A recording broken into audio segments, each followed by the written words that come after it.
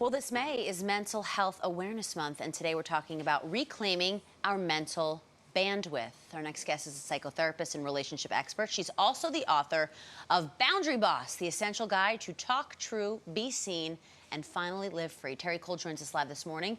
Hello, Terri. Welcome to the couch of New York Living. Thank you for being here. Thanks for having me, Alex. Such a fascinating subject. Right out of the gates here. Mental bandwidth. Bandwidth, a word I feel like I personally hear thrown around in conversation every day. Can you just take a deep dive behind the meaning of that phrase for me? What it actually means is your cognitive capability. The cognitive capability that's available to you to make decisions, process information, complete tasks. Okay. My cognitive ability is processing all of that right now. It's been a long morning. Okay, so there it is. So I see this screen here, when it's depleted, that's not a good thing. It's not a good thing because we feel burnt out. Yeah, we want to avoid that. Yes, and also you become very overwhelmed when it's depleted. Like decisions you could normally make easily, right. When your bandwidth is compromised, your mental bandwidth, you feel overwhelmed and everything is you're like frazzled. How do you know if you're getting to that point of no return, or hopefully a return? How irritatable are you? Oh boy. Okay. Now you also have an interesting phrase to go along with the mental bandwidth in energy leaks. And I know we were just talking about there's such thing in your world as an energy vampire. So please explain how that coincides with our mental bandwidth. Well, the energy leaks that deplete the mental bandwidth, they can be too much screen time, they can be not enough sleep, they can be really eating badly, but they can also be having difficult relationships. So if you have energy vampires in your life, and think about it, are there any people you interact with who, when you're done interacting with them, you're just beat? Yes. Actually, several people come to mind right off the bat. Okay, so obviously, when you find yourself in this situation, it's something I'm sure that everybody here in this room, watching at home, can relate to. They might not know what's happening, but what do we do when we feel ourselves, well, I'd imagine we have to have some self-awareness to realize we're getting to that point. So what do we do when we kind of realize what's happening? Well, part of it is you need boundaries, right? And yes, I wrote a whole book on boundaries because they're so important for the quality of our lives.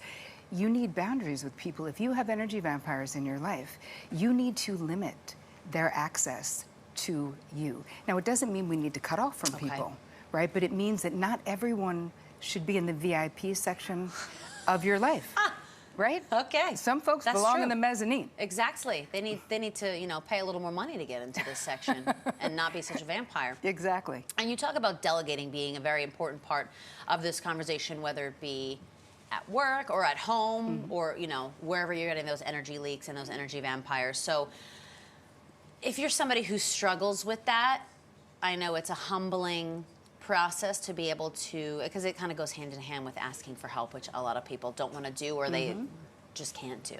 Right.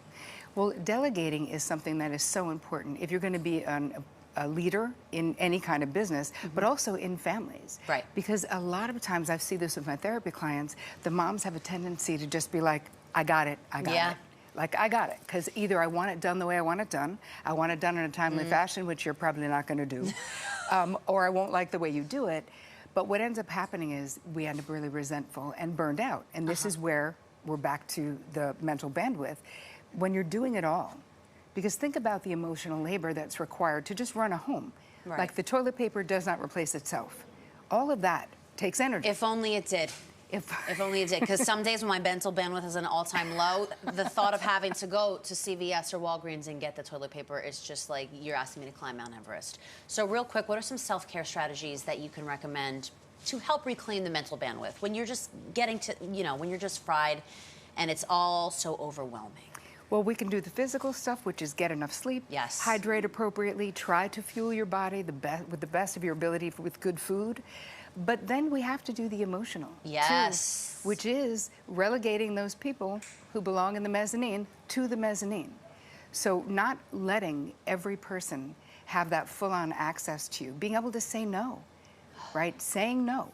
It's okay to say no, and no is a full sentence. period, full stop, as Marisol Cita would say. Terri Cole, thank you so much for joining us. This has been very insightful, very eye-opening, and we appreciate you and your insight. Thanks for having me.